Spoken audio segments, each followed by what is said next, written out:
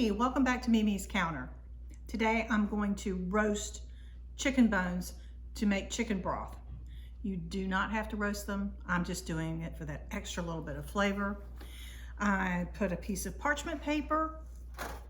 I'm going to spread these frozen bones from a couple or 4 rotisserie chickens that we saved in the freezer.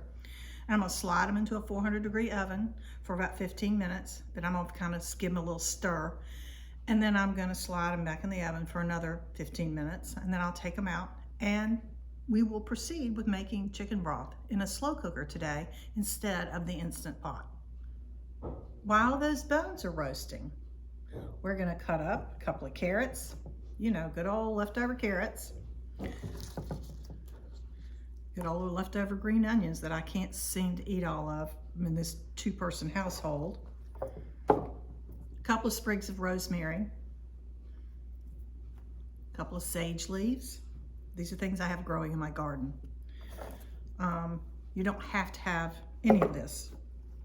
Garlic growing in the garden that we pulled up last year.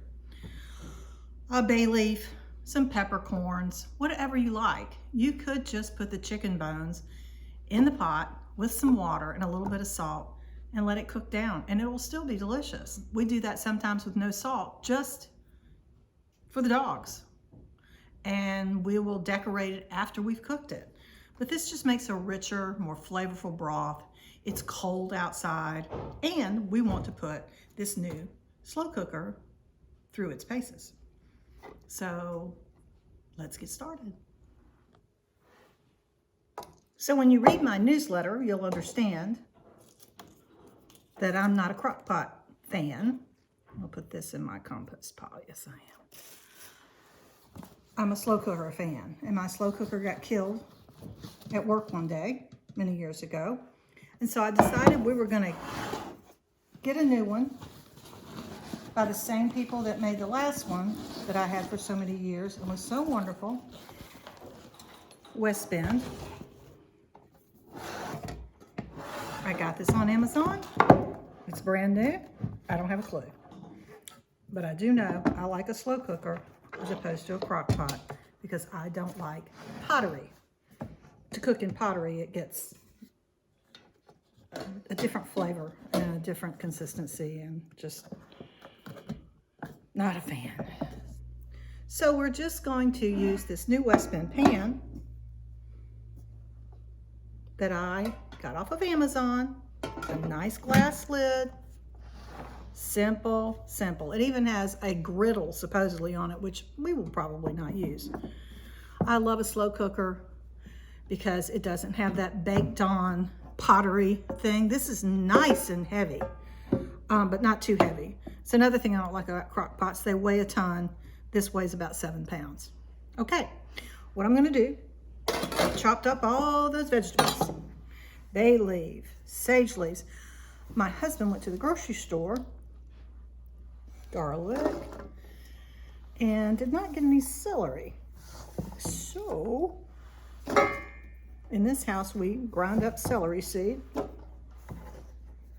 because what is a good Bloody Mary without celery seed? So I'm going to sprinkle celery seed in there, just a little, because you know celery goes a long way. You always add more later. Kosher, Diamond kosher salt. I'm going to be using probably only about a teaspoon because the rotisserie chickens that I'm using from Costco are already salted, so I don't want to overdo it. So I'm just going to sprinkle that salt in there. And then I'm going to get my chicken out of the oven and we shall proceed. I do want to tell you, because this is a new one, it doesn't have an on-off switch. You plug it in, it's running.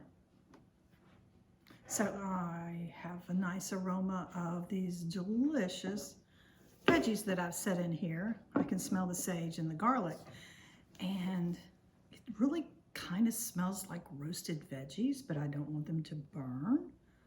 So I'm gonna put a little bit of my favorite olive oil in there.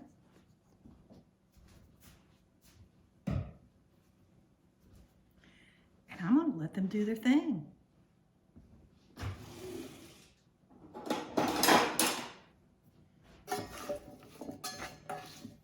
Smells pretty great, actually. I'll put the lid on. Wait a few more minutes for the chicken. Put that in and some water, and we're on our way. The lid closes nice and securely. Just remember, there's no on and off switch. You plug it in, it's running. Even on a warm, it's still running. I've pulled my chicken bones that I roasted in the oven for about 30 minutes out of the oven, and I'm going to place them. Hopefully, all of them are going to fit in here. I might have overestimated, which means, of course, we can do the rest in the Instant Pot. Yet another video, if you would like. Take the top off the West bin. Oops, excuse me, got to turn the timer off. I'm going to take the lid off. Set it aside. And I'm going to scoop these hot bones into this pot. We'll see how many fit. It's a 5 to 6 quart West Bend slow cooker. There's only 2 people in my house, so 5 to 6 quarts is plenty. But I might be able to get all of these bones in there, y'all.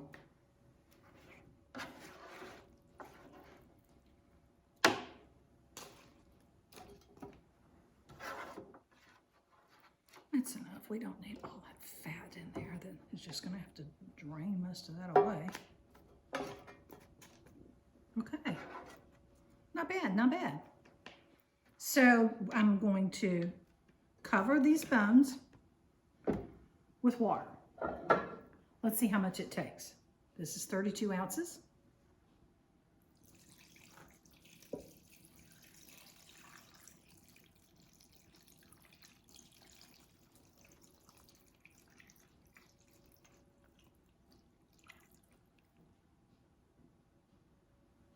Another 32 ounces, which I'm guessing is going to come close to doing the trick.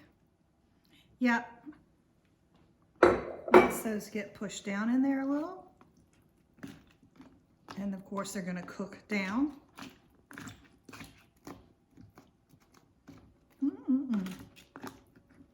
Give it a little stir. All incorporated, all those veggies, salt and the pepper. Oh, you know what? I didn't put any peppercorns in, so I'm just going to use a good old pepper grinder here and just give a healthy, probably half a teaspoon or so. A little more stir.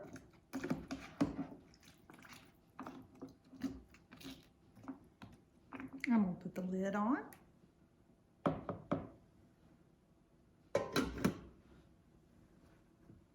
I'm going to put a link to the parchment paper, the single sheet parchment paper, and to the cookie sheet that I use. It's nice and heavy and it doesn't warp when it gets hot. So I've rolled up the parchment paper and I'm draining it to get all that lovely juice out that we worked so hard for, because that's roasted chicken juice. I know there's a little fat in that, but we'll skim it off at the end. Okay? Then we're going to take that. Pan cool enough? Yeah. And we're going to pour that in there.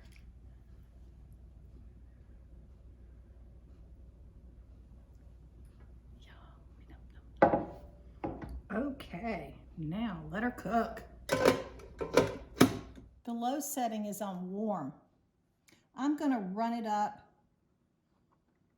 to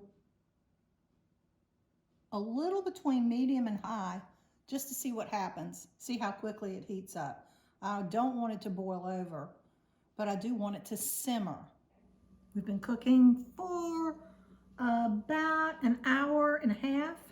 I left it at that between medium and high, so medium high, and it's bubbling away nicely. It smells really good. Let me see if I can tilt it just a little bit so you can see. See how pretty? And I'm gonna give it a stir. Now, I mentioned before that these chickens have been pre-seasoned, that are cooked at Costco and the like. So I didn't add a lot of salt. Let's taste. It smells so good. I can smell the sage, just barely, which is nice. That's really good. Really good. After I get through letting it cook for another couple of hours, because I want to cook all that goodie off those bones, then I'm going to put it in one of these little plastic delis with the top. They're freezer safe. They're all the things free. They're good plastic. I know that plastic isn't something we want to buy a bunch of, but this I'm going to keep. I'm not throwing it away. I'm going to reuse it and reuse it and reuse it. And it just works better in the freezer, honestly. I was freezing in good glass, you know, tempered glass, but that's sometimes just not reliable. And this I can take out of the freezer, put in the sink with a little bit of warm water and let it thaw. And I don't have to worry about anything breaking or cracking or glass in my food. So I'll put a link to these and everything else. And I hope you enjoyed it. I'll see you next time on Mimi's Counter.